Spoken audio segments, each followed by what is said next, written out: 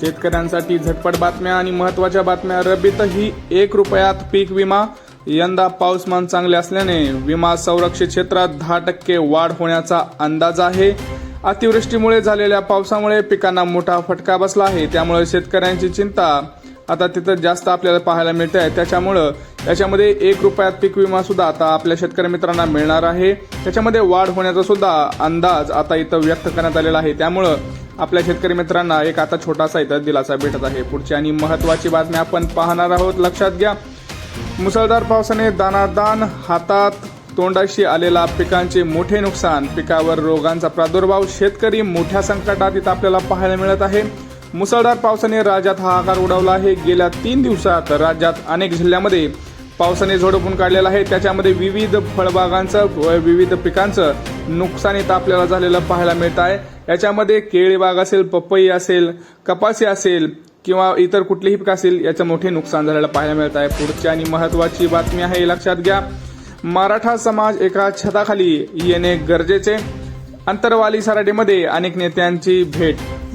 छत्रपती संभाजीराजे अंतरवालीत मनोज जरांगेंच्या भेटीला मराठा समाजाला बाहेर फेकले गेले आहे. तो एका छताखाली यावं यासाठी प्रयत्न करणार असून मनोज जरांगे यांनी आमचा एक शत्रू आहे ते म्हणजे भाजप असं त्यांनी इथं सांगितलं आहे. त्यांनी म्हणाले आहेत की लवकर त्यांनी जे काही निर्णय आहे त्यांनी घ्यावा, नाहीतर मग याचे परिणाम तुम्हाला पुढे पाहायला मिळतील. महत्वाचे आणि अपडेट आपण पाहणार आहोत. पुढची लक्षात घ्या, राज्यात 8 विभागातून 202 साखर कारखान्यांनी मागितले गाळप परवाने. गाळप परवान्यासाठी कारखान्यांचे अर्ज कमी. ऊस क्षेत्र घटल्याचा झाला परिणाम. जिल्ह्यातून 33 कारखान्यांचे अर्ज. सोलापूर जिल्ह्यात 33 साखर कारखान्यांची गाळप हंगाम सुरू करण्यास परवानगी मागणी केली आहे. विविध जिल्ह्यामध्ये आपण इथं पाहत आहोत की मागील वर्षी पाऊस कमी पाहिल्याने साहजिकच ऊस क्षेत्र घटले गेलेले आहे. त्यामुळं इथं आता अर्ज सुद्धा इथं आपल्याला पाहायला कमी मिळत आहेत. पुढची आणि महत्वाची बातमी आपण इथं पाहणार आहोत. लक्षात घ्या, रतन टाटांच्या मृत्यूपत्रात श्वान टिटोसाठी ही तरतूद. स्वयंपाकी करणार टिटोची देखभाल. मृत्यूनंतरही टाटांनी बुद्धदयेचा गुण कायम राखला.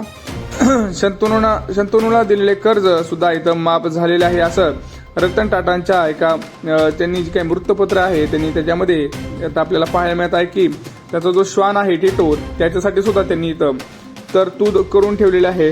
टाटा समूहाचे माजी अध्यक्ष यांनी इथं सगळं आपण न्यूज पाहायला मिळत आहे. पुढची आणि महत्वाची बातमी, 1 नोव्हेंबरपासून अत्यावश्यक OTP सेवांना फटका बसणार. नव्या नियमावलींची अंमलबजावणी करण्याची ट्रायकडून सूचना. 2 महिन्याची मुदत वाढण्याची मागणी सुद्धा इथं केलेली आहे. सत्तेच्या पडताळणी होणार. बँक, ई-कॉमर्स, वित्तीय नव्या नियमावलींची अंमलबजावणी करावी लागणार. OTP पाठवणाऱ्या कंपनी याद्वारे पडताळणी होणार आहे. त्यामुळे चुकीचे संदेश कोणालाही जाणार नाहीत. पुढची आणि महत्वाची बातमी आपण इथं पाहणार आहोत. लक्षात घ्या, भाजपचे 88 आमदार रिंगणात. विधानसभेसाठी भाजपची दुसरी उमेदवार यादी ही जाहीर झाली आहे. 22 उमेदवारांच्या नावांची घोषणा सुद्धा झालेली आहे. दुसऱ्या यादीतही नेत्यांचे नातेवाईक समावेश. 9 आमदारांना तिकीट इथं दिलेले आहेत. माहितीचे जाहीर झालेल्या जागा तुम्ही बघू शकता. विदर्भ, पश्चिम महाराष्ट्र, मराठवाडा, उत्तर महाराष्ट्र, कोकण, मुंबई. पराभूतवर विश्वास आणि निष्ठावंताला संधी, असं भाजपने इथं ठरवलेलं आहे. पुढची आणि महत्वाची बातमी आपण इथं पाहणार आहोत. लक्षात घ्या, जयश्री थोरातावरील टीकेने शिर्डी संगमनेरमध्ये राजकारण पेटले. अजित पवार, चंद्रशेखर बावनकुळे, सुप्रिया सुळे, अमोल कोल्हेकडून इथं मोठा आता निषेध सुद्धा व्यक्त करण्यात आलेला आहे. त्याच्यामध्ये त्यांनी मोठं जे काही आहे ते वक्तव्य झालं होतं. सगळ्यांकडून तुम्ही माहिती आहे. त्याच्यामध्ये अजित पवार, चंद्रशेखर बावनकुळे, सुप्रिया सुळे आणि अमोल कोल्हेकडून इथं तुम्ही पाहू शकता की निषेध सुद्धा व्यक्त करण्यात आलेला आहे. सूरज विखे यांची मागणी सुद्धा इथं आपण पाहत आहोत. पुढच्या महत्वाची बातमी, दिवाळी भेट सोडा, वेतनही नाही. एसटी कर्मचाऱ्यांना थोडासा इथं नाराजी तुम्हाला पाहायला मिळत आहे. एकीकडे एसटी कर्मचारी व अधिकाऱ्यांना दिवाळी भेट रक्कम मिळण्याची शक्यता धुसर झालेली असतानाच आता दिवाळी सण तोंडावर आलेले राज्यभरात सर्वच शासकीय कर्मचारी व अधिकाऱ्यांना यांना दिवाळी सणात साजरा करण्यात यावा यासाठी दिवाळीपूर्व वेतन देण्याच्या सूचना राज्य सरकारकडून करण्यात आल्या होत्या. परंतु आता इथं काही कर्मचाऱ्यांच्या मागण्यात दुर्लक्षित झालेलं आपल्याला पाहायला मिळत आहे. त्यामुळे त्यांना वेतनही भेटणार का नाही ही तर मोठी एक आता शंका आहे. पुढची महत्वाची बातमी आहे, सुप्रीम कोर्टानं शाळा सोडण्याच्या प्रमाणपत्राला वास्तविक दस्तऐवज मानले आहे. आधार कार्ड जन्मतारखेचा पुरावा नाही असं तिथं सुप्रीम कोर्टाने सांगितलेलं आहे. UIDAI द्वारे जारी केलेले आधार कार्ड हे आज एक महत्वाचे दस्तावेज आहे. म्हणजेच आधार कार्ड एक महत्वाचे आहे, परंतु कोणत्याही विद्यार्थ्याला शाळा किंवा महाविद्यालयात प्रवेश घेता येत नाही, त्यामुळे परीक्षेसाठी नोंदणी करता येत नाही.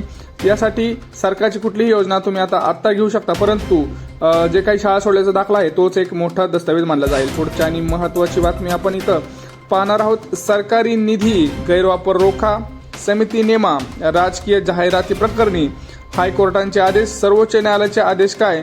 राजकीय हेतू साध्य करण्यासाठी प्रिंट आणि इलेक्ट्रॉनिक मीडियामधून सार्वजनिक पैशांचा वापर करून जाहिराती देण्याचा येत असल्यानं सर्वोच्च न्यायालयाने नाराजी व्यक्त केली आहे. तो धागा पकडत त्यांनी असं म्हणलेलं आहे की सरकारी निधीचा गैरवापर रोखा, त्यासाठी एक विविध समिती सुद्धा तुम्ही इथं नेमायला सांगितले आहेत. पुढची आणि महत्वाची बातमी आपण इथं पाहणार आहोत. लक्षात घ्या, माहीममध्ये अमित ठाकरेंना महायुतीकडून पाठिंबा. भाजप मदतीसाठी धावला. मुख्यमंत्री शिंदेचे निर्णयाकडे लक्ष. मुख्यमंत्र्यांवर माझा पूर्ण विश्वास आहे, ते मला उमेदवारी मागे घ्यायला कधीही सांगणार नाहीत, माझा कोणतेही दबाव टाकणार नाहीत. बाळासाहेबांचे विचार आम्ही पुढे नेतोय असं सदा सरवणकर यांनी इथं व्यक्त केलेलं आहे. अशाच महत्वपूर्ण राज्यातील राजकीय असू द्या, योजनाविषयी असू द्या, सर्वसामान्यांच्या माहिती आणि न्यूजसाठी आपल्या चॅनलला सबस्क्राईब करा. भेटूया पुढच्या व्हिडिओमध्ये. तोपर्यंत जय महाराष्ट्र.